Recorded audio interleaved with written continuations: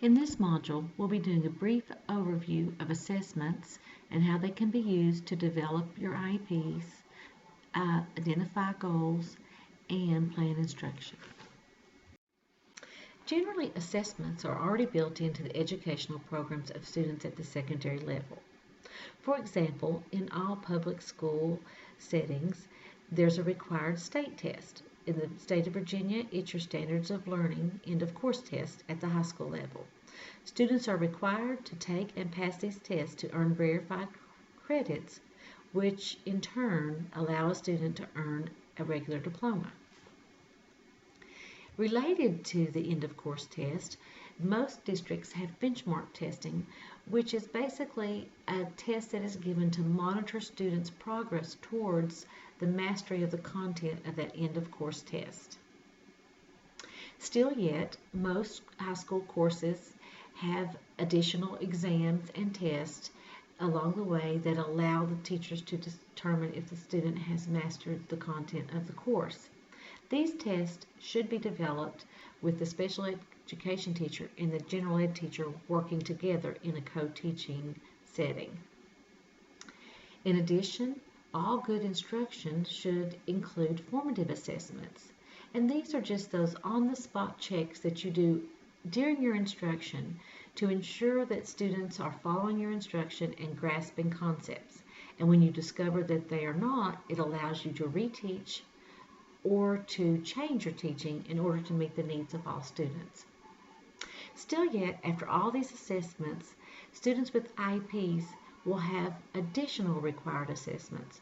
For example, students who are of transition age have to have an age-appropriate transition assessment at every IEP or included in every IEP. From this assessment, the post-secondary goals are established and the transition goals.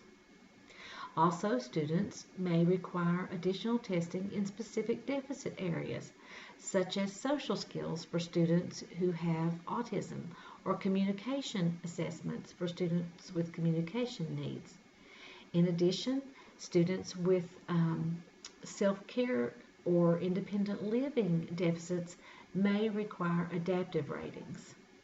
Basically, it is very important when you're developing an IEP that you have appropriate tests for all areas of deficits that may be impacting a student's learning.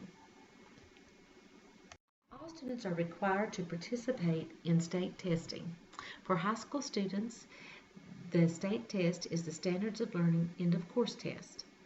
1% of the tested population may participate in the Virginia Alternate Assessment Program if they meet the criteria.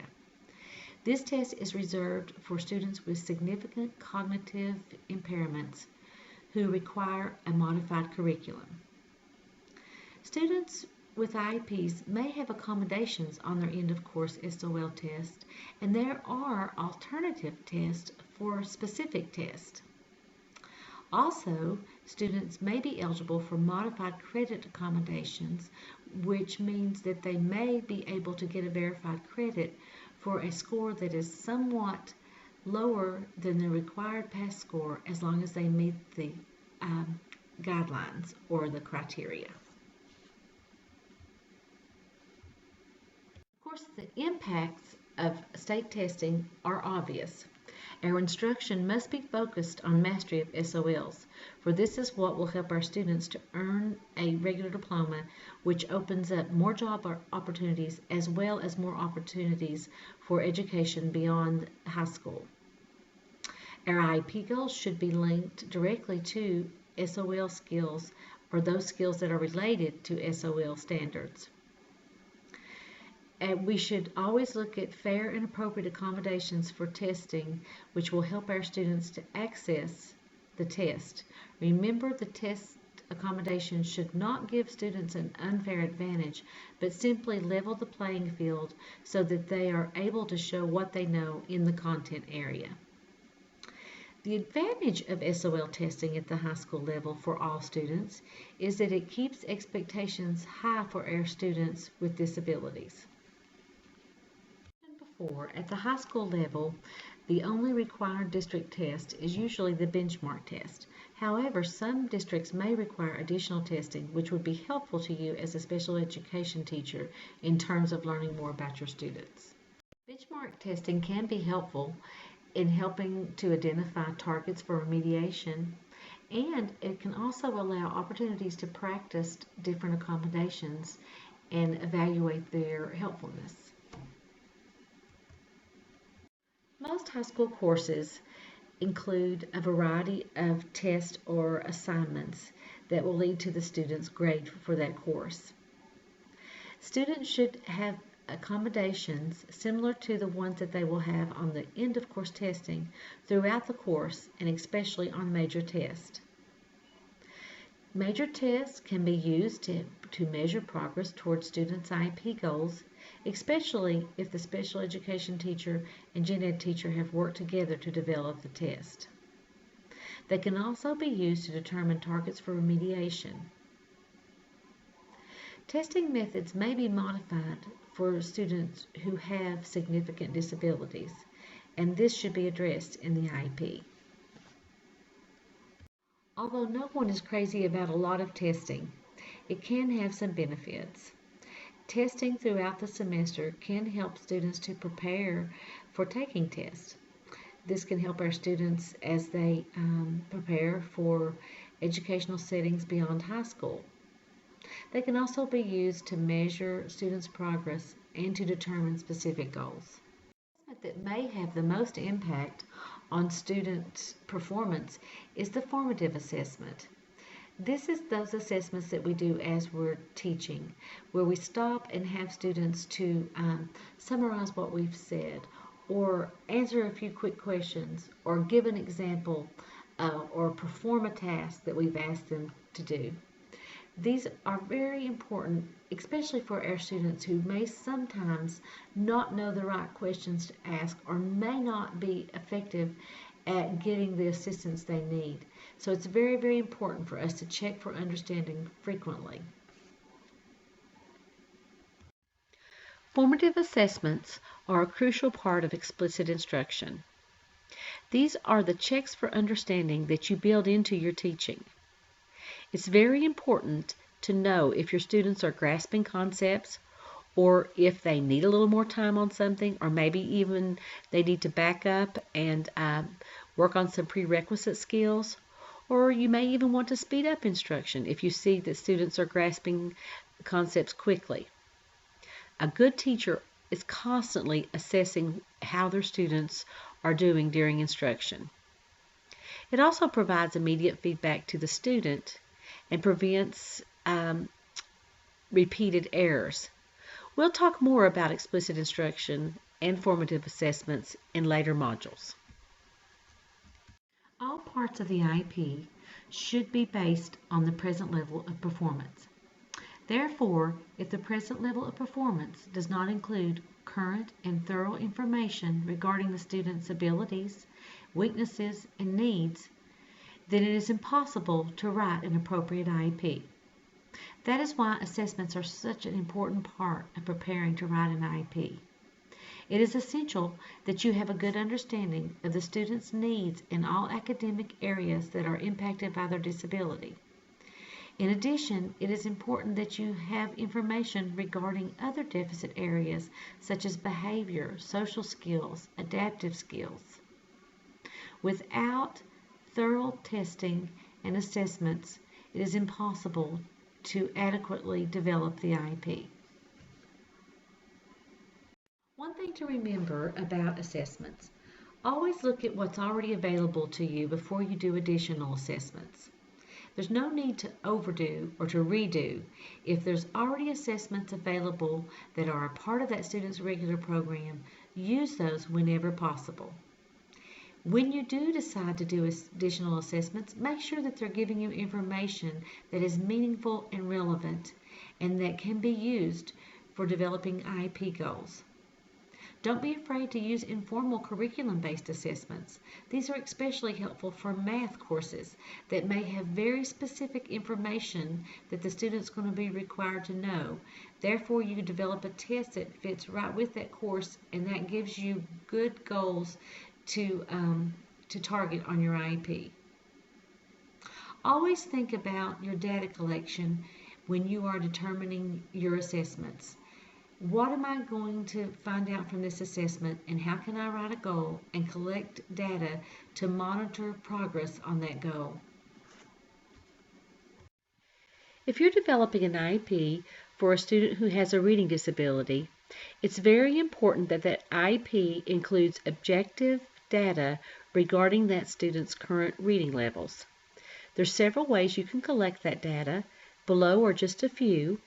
You may choose a standardized reading assessment such as the Wyatt, the Woodcock-Johnson, or the Kaufman, or you may go with an informal reading inventory such as the Ekwall-Shanker reading inventory or the qualitative reading inventory. You may also do an informal assessment such as have the student read from a certain grade level passage so many words in a specific amount of time to test for fluency, and then record or collect data on specific errors that you observe. Any one of these options are acceptable, but just remember your purpose. Your purpose is to determine where that student is so that you can plan the rest of the IEP to meet that student's needs. And also your purpose is to measure progress, so you want a system of collecting data that will allow you to continue to collect data as you provide instruction to make sure that your instruction is effective. Again, there are actual assessments of written language out there that we may use to measure a student's writing abilities. However, what is most helpful for planning IEPs is usually just a good analysis of a sample of a student's writing. This can be, depending on the student and their age and level, it can be a simple paragraph or an essay. Either way, I would recommend using a rubric to analyze that writing that you can use again later as you're measuring progress on specific goals. There are a number of standardized math tests that may be used to assess a student's ability in the area of math. However, personally, I think the curriculum-based assessments are the most helpful when you're planning instruction for students in this area.